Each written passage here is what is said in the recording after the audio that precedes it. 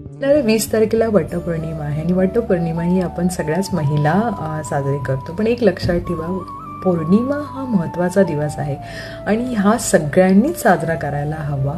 म्हणजे पौर्णिमेच्या दिवशी काही गोष्टी जर आपण चांगल्या केल्या तर आयुष्यामध्ये सगळ्यांना खूप भरभरून चांगल्याच गोष्टी होतात. एक तर आपण मेडिटेशन करायला सगळ्यांना सांगतो, त्या दिवशी मेडिटेशन करणे आणि त्यावेळेला मंत्रांचा जप करणे हे फार छान असतं.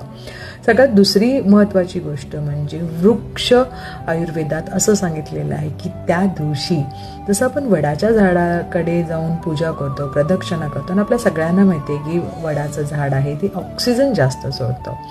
मग एक लक्षात ठेवा की तिथे जाऊन प्रदक्षिणा घालणं, तिथे जाऊन मंत्र करणं हे फार चांगल्या गोष्टी असतात. त्यामुळे असं वृक्ष आयुर्वेदात सांगितलेलं आहे की त्या दिवशी जर आपण सगळ्यांनी 5, 7 किंवा 11 अशी वडाची झाडं किंवा